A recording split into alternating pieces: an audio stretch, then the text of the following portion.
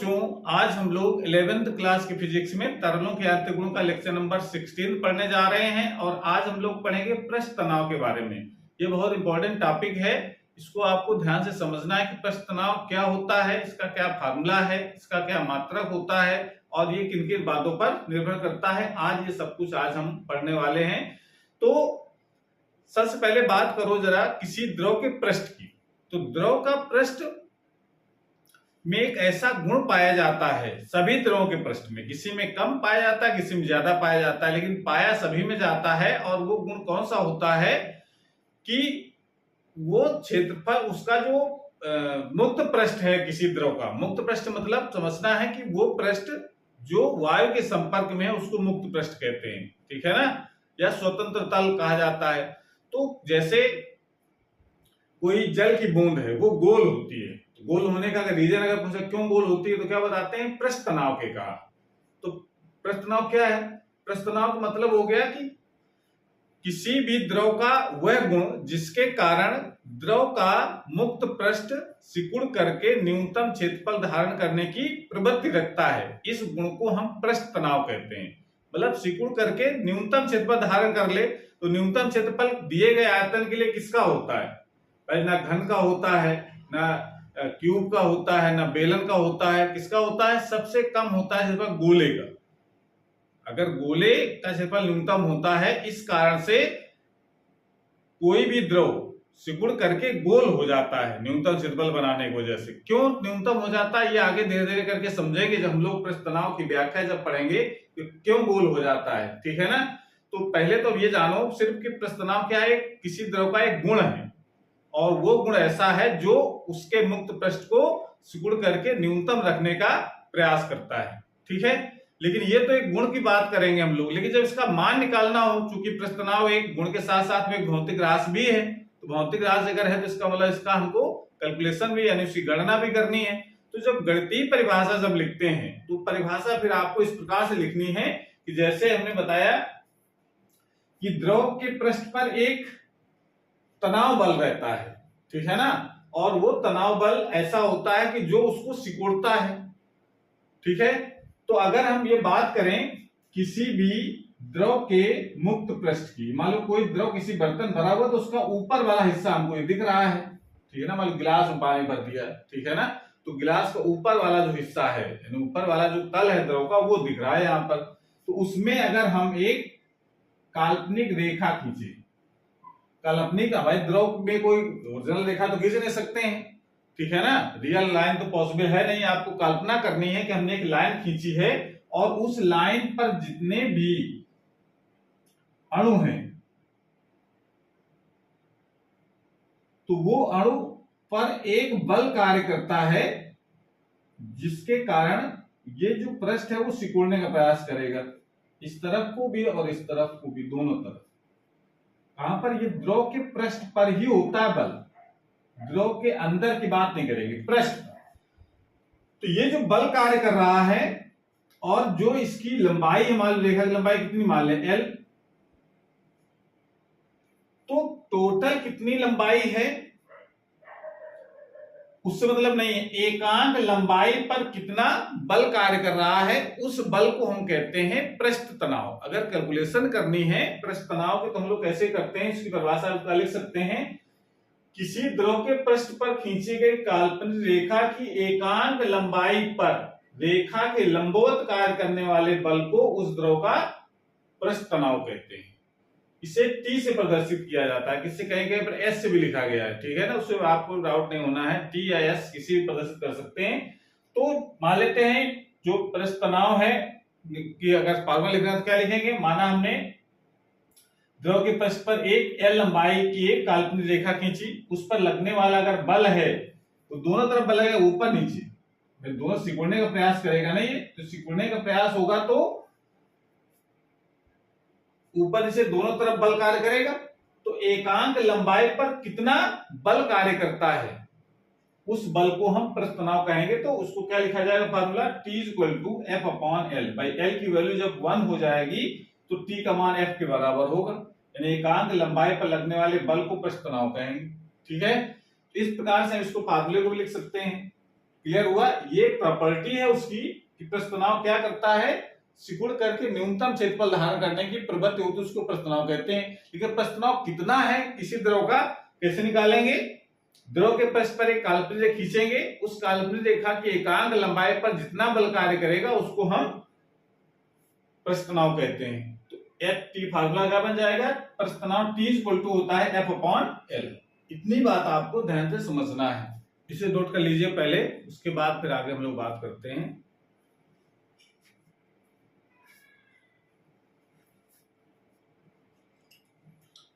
अभी फार्मूला हम लोगों ने पढ़ा है T इक्वल टू F/L, ये प्रस्थ तनाव का फार्मूला है। न्यूमेरिकल के लिए आपको उसे याद रखना है। तो इससे देखो प्रस्थ तनाव का मात्रक और विभव हम लोग याद कर लेते हैं कि पहली बात आपको ध्यान रखना है T की विमा, प्रस्थ तनाव का मात्रक। प्रस्थ तनाव का मात्रक क्या हो जाएगा फार्मूले के हिसाब से? एसआई पद्धति की जरा बात करो पहले। प्रस्थ तनाव का मात्रक एसआई पद्धति में, एसआई पद्धति में सूत्र के हिसाब से होता है न्यूटन प्रति मीटर। ये मात्रक होता है सूत्र के हिसाब से मात्रक। एक मात्रक हम लोग और पढ़ेंगे आगे, फिलहाल अब इसको लिख लेते हैं केवल जूल प्रति मीटर। इसको कैसे बना है ये हम लोग आगे जानेंगे। होता है तो ठीक है, एसआई पद्धति मात्रक न्यूटन प्रति मीटर या जूल प्रति मीटर स्क्वायर होता है।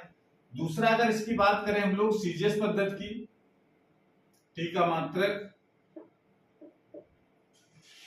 सीजीएस पद्धति में, अब उसका मात्रक क्या हो जाएगा? बल का मात्रक डाइन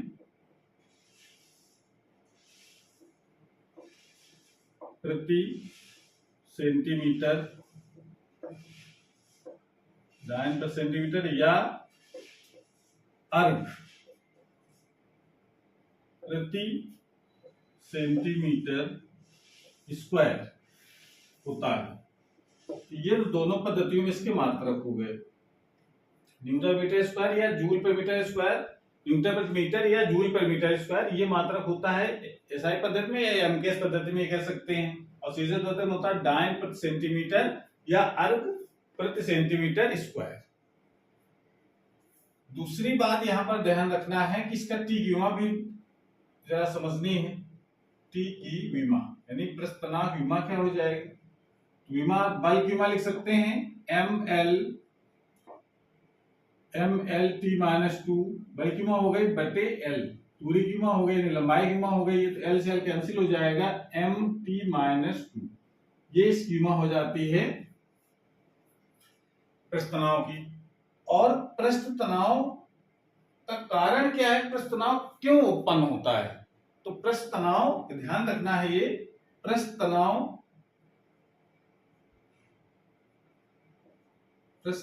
का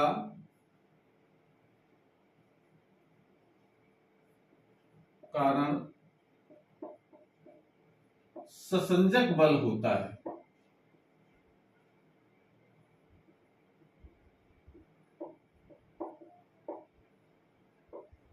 ये पॉइंट जरूर ध्यान रखना, कभी एग्जाम में आता है कि प्रस्थ तनाव का कारण क्या है। तो प्रस्थ तनाव का कारण क्या है? ससंजक बल। और ससंजक और संजक बल के बारे में हम लोग इसके पिछले वाले वीडियो में डिटेल में पढ़ा है।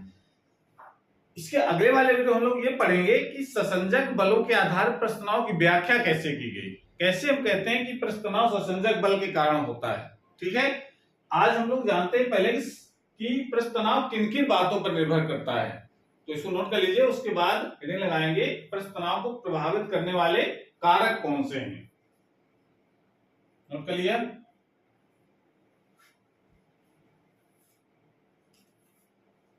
हेडिंग लगाएंगे प्रस्थ तनाव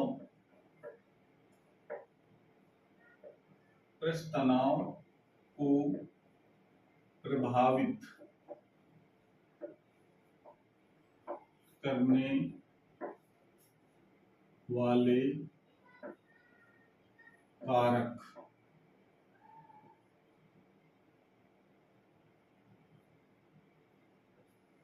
यानी पृष्ठ तनाव किन किन बातों पर निर्भर करता है, ये आपको ध्यान रखना है इसमें।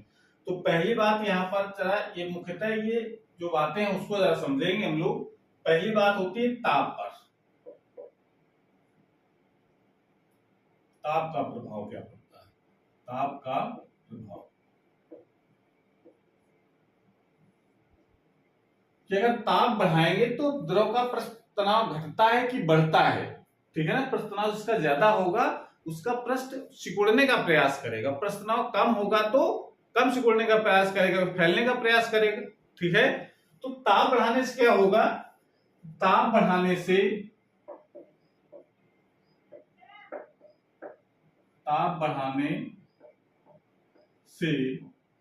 द्रव का पृष्ठ तनाव घटता है।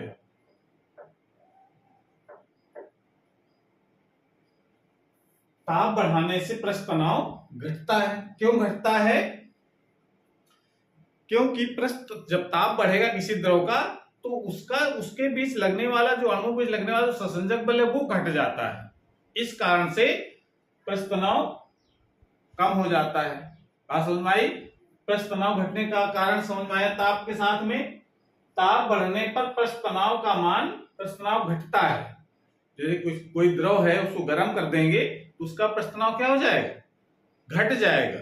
और यही रीजन है कि जब कोई हम खाना खाते हैं या कोई सूप पीते हैं तो गर्म सूप ज्यादा हमको अच्छा लगता है। उसका कारण है कि जब कोई चीज गर्म होगी यानी उसका पृष्ठ तनाव कम होगा, तो जब हम खाएंगे तो जल्दी से पूरे जीभ में फैल जाएगा। क्योंकि रीजन क्या है कि जीभ में कोई एक जगह पूरा स्वाद नहीं मिलता है, कहीं आगे खट्टा मिलेगा, दाएं कड़वा मिलेगा, कहीं मीठा मिलेगा, इस तरीके से पूरा स्वाद सब जगह अलग अलग पॉइंटों में मिलता है। तो जब फैलेगा नहीं चारों तरफ तेजी से तो हमको या तो खट्टा लगेगा तो मीठा लगेगा। स्वाद कब लगता है, जब सबका बैलेंस बढ़िया हो, खट्टा मीठा सब कुछ एक साथ लगे तब उसको स्वादिष्ट हम लोग कहते हैं। तो कोई सी गर्म चीज होगी तो जल्दी से पूरी जीभ में फैलेगी और उसको बढ़िया स्वाद हमको प्राप्त हो जाता है। तब ये इसीलिए लोग कहते हैं कि गर्म खाना हमको ज्यादा स्वादिष्ट लगता है। और भी रीजन हम लोग समझ सकते हैं, पृष्ठ तनाव से कपड़े धोना होता है तो गर्म पानी में कपड़े ज्यादा बढ़िया साफ हो जाते हैं, ठीक है ना। तो उसका रीजन यही है कि जब पानी गर्म होता है तो पृष्ठ तनाव जो है वो, पानी गर्म होगा तो पृष्ठ तनाव क्या होगा, कम होगा तो पानी जो कपड़े होते हैं केवल में कपड़े के जो धागे होते हैं बहुत घने हुए, मतलब बहुत ही पास होते हैं। तो जब इतने पास होते हैं कि अगर पृष्ठ तनाव ज्यादा होगा तो वे पानी सिकुड़ा रहेगा, फैलेगा नहीं। तो जब गर्म कर देंगे तो क्या होगा, ये अंदर तक हर जगह वो पानी पहुंच जाता है और वहां पर उपस्थित जो मैल है वो छुड़ा लाता है, ठीक है ना। तो इस तरीके से कह सकते हैं कि पृष्ठ तनाव का जो मान है वो ताप बढ़ने के साथ में घटता है। अगर ताप बढ़ाते चले जाएं तो एक ऐसा ताप मिल जाएगा जहां पर पृष्ठ तनाव का मान शून्य हो जाता है, उस ताप को लोग कहते हैं क्रांतिक ताप। तो क्रांतिक ताप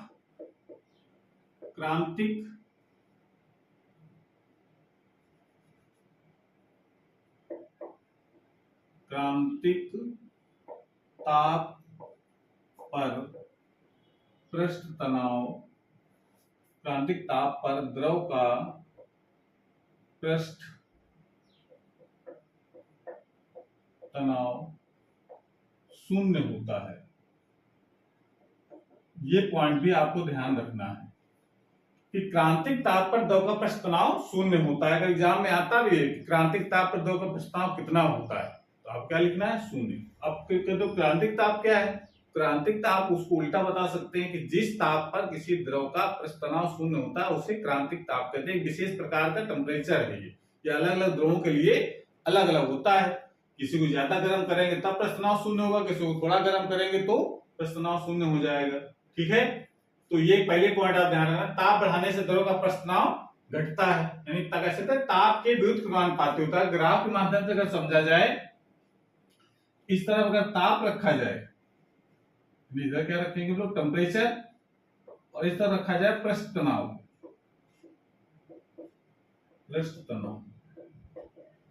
तो जैसे जैसे ताप बढ़ाएंगे वैसे वैसे पृष्ठ तनाव का मान घटता है। या समझो जैसे तापमान बढ़ेगा वैसे वैसे भाई ताप अभी यहाँ पर ज्यादा है, कम है, तो पृष्ठ तनाव कितना है, बहुत ज्यादा है। जैसे ताप बढ़ेगा पृष्ठ तनाव और कम, और ताप बढ़ा और कम, ऐसे करते करते एक ऐसा ताप मिल जाएगा जहां पर पृष्ठ तनाव हो जाएगा शून्य। उस ताप को हम लोग क्रांतिक ताप कहते हैं। ठीक है।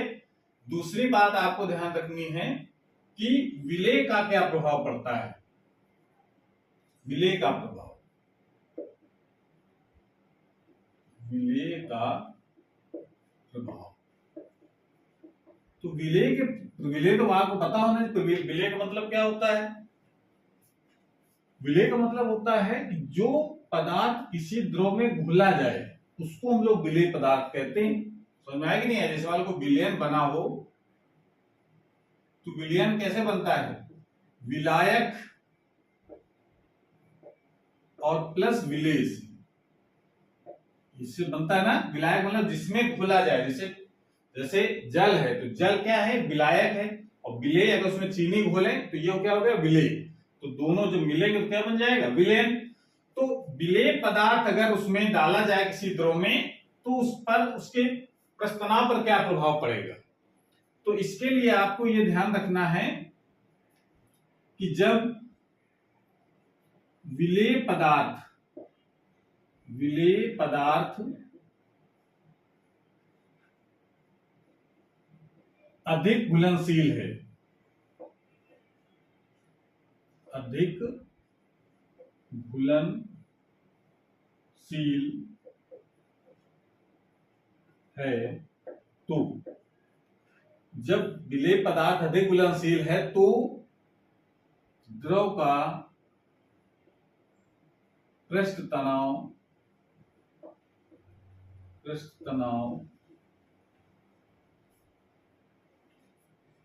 बढ़ जाता है।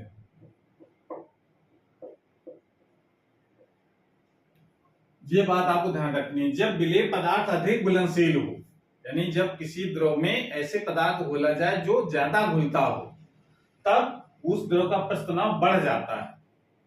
ठीक है। अधिक घुलनशील का मतलब क्या है कि जैसे एग्जाम्पल लिख सकते हैं, जैसे जल में चीनी या नमक घोलने पर जल का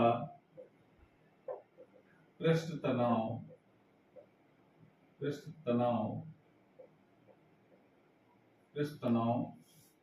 बढ़ जाता है। एग्जाम्पल लिख सकते हैं, परंतु आगे भी लिखना है, परंतु जब विलेय पदार्थ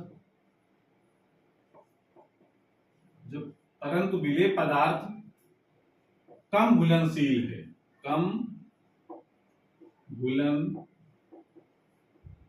है तो द्रव का पृष्ठ तनाव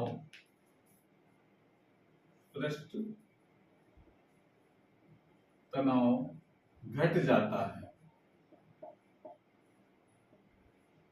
पृष्ठ तनाव बढ़ जाता है। जैसे मतलब ध्यान रखना है कि अगर किसी द्रव में अगर ऐसे पदार्थ को घोलें जो कम घुलनशील हो, मतलब कुछ घुले कुछ ना घुले, ठीक है ना, उसको कहते हैं आंशिक घुलनशील हो, तो उसका पृष्ठ तनाव क्या हो जाएगा, घट जाता है। जैसे जल में डिटर्जेंट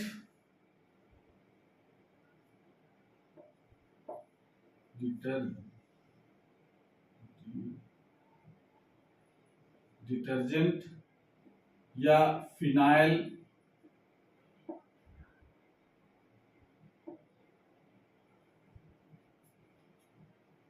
फिनॉल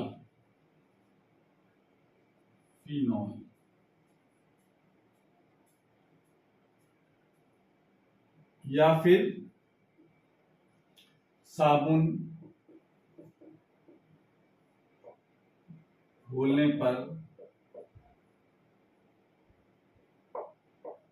पर जल का पृष्ठ तनाव घट जाता है।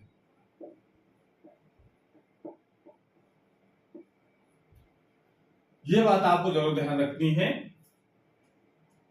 कि अगर कोई पदार्थ अगर कम घुलनशील है, जैसे साबुन है या डिटर्जेंट पाउडर है, ठीक है ना, या हम लोग पोछा लगाते हैं तो फिनाइल भी हम लोग उसमें डाल देते हैं ना, उसको लोग फिनॉल कहते हैं, ठीक है ना, ये सब अगर जब डाला जाता है तो ये कम घुलनशील होते हैं, घुलते तो हैं पर बहुत कम घुलते हैं। तो ऐसे पदार्थ को जब मिलाएंगे तो उस द्रव का जो पृष्ठ तनाव है वो घट जाएगा।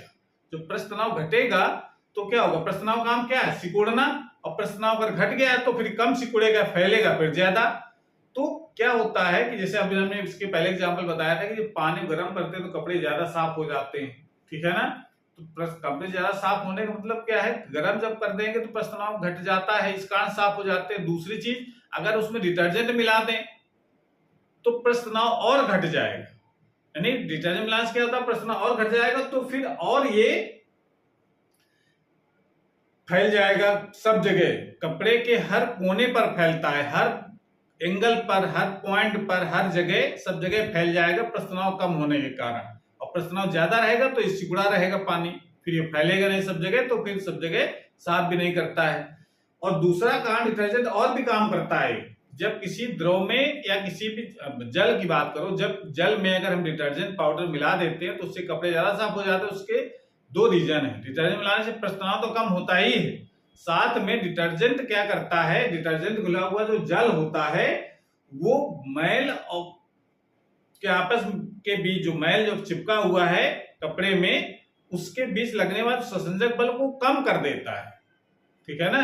जो मैल के बीच, मैल जो कपड़े में चिपका हुआ, तो कपड़े और मैल के बीच कौन सा बल लगेगा, असंजक बल, तो उस असंजक बल को कम कर देता है, इस कारण से कपड़ा ज्यादा साफ हो जाता है। तो दो काम होते हैं डिटर्जेंट के, डिटर्जेंट मिलाने से पृष्ठ तनाव घटता है, साथ में मैल और कपड़े के बीच लगने वाला जो असंजक बल है उसको भी घटा देता है। जब कम कर देगा तो क्या होगा, वो कपड़ा को छोड़ देता है और वो कपड़ा हमारा साफ हो जाता है। तो ये रीजन आपको ध्यान रखना है। तीसरा रीजन आपको और जानना है इसके बारे में, सुनो कर लीजिए पहले।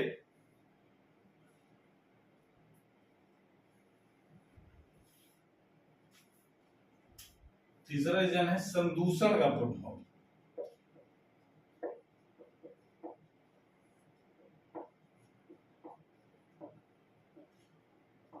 संदूषण मतलब कोई भी अशुद्धि द्रव के पृष्ठ पर अगर है तो उसका पृष्ठ तनाव परिवर्तित हो जाता है। तो ये आपको ध्यान रखना है कि जब जल की सतह पर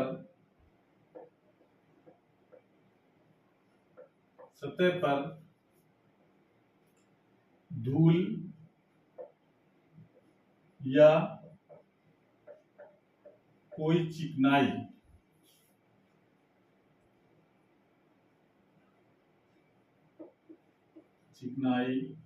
जैसे तेल या ग्रीस उपस्थित होती है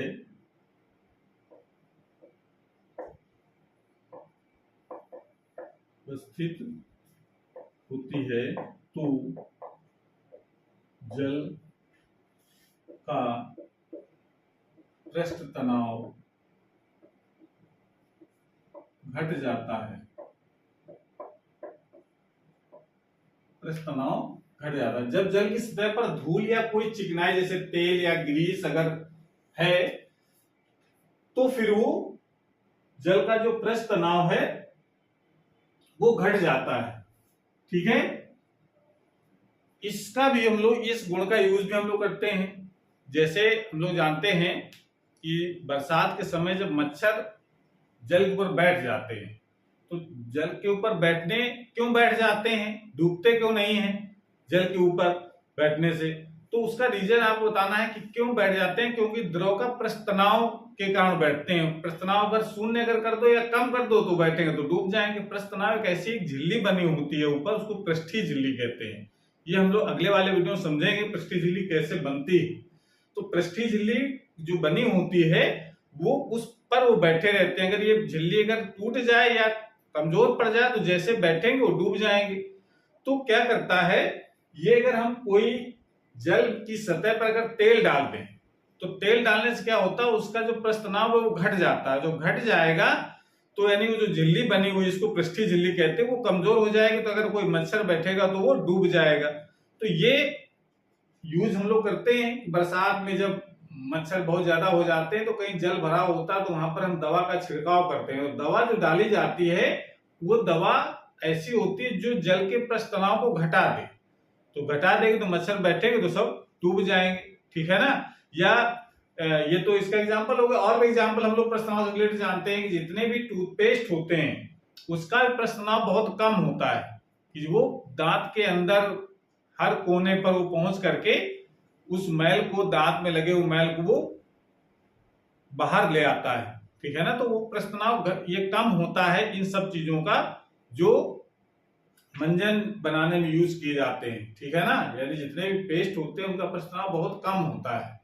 और समझ में आ रही है। तो इस तरीके से हम ये समझ सकते हैं कि पृष्ठ तनाव मुख्यतः जो प्रभावित करने वाले जो कारक हैं वो तीन हम लोग देखे। एक ताप का प्रभाव, ताप बढ़ाने से पृष्ठ तनाव घट जाता है, ठीक है ना। और ताप अगर घटाएंगे तो पृष्ठ तनाव बढ़ेगा, दोनों काम होंगे। विलेय का प्रभाव, यानी जो विलेय पदार्थ होता है उसको अगर मिलाते हैं तो अगर विलेय पदार्थ ज्यादा घुलनशील है, यानी पूर्ण रूप से घुल जाता है, तो फिर उसका पृष्ठ तनाव बढ़ जाएगा। और अगर कम घुलनशील है तो उसका पृष्ठ तनाव घट जाएगा, ठीक है ना। और दूसरी बात आती है ये संदूषण का प्रभाव। संदूषण मतलब होता है कोई ऐसी चीज या ऐसे पदार्थ जो जल की सतह पर अगर उपस्थित हैं, जैसे धूल है, धूल के कण हैं जल की सतह पर अगर हैं, या कोई चिकनाई है, चिकनाई मतलब कोई तेल या कोई ग्रीस लगा हुआ अगर सतह है जल के ऊपर, तो उस जल के पृष्ठ तनाव को कम कर देती है। तो इतनी बात आपको ध्यान रखनी है। आज अगली क्लास में लोग नए टॉपिक के साथ आएंगे, तब तक पढ़ाई करते रहिए। Best of luck.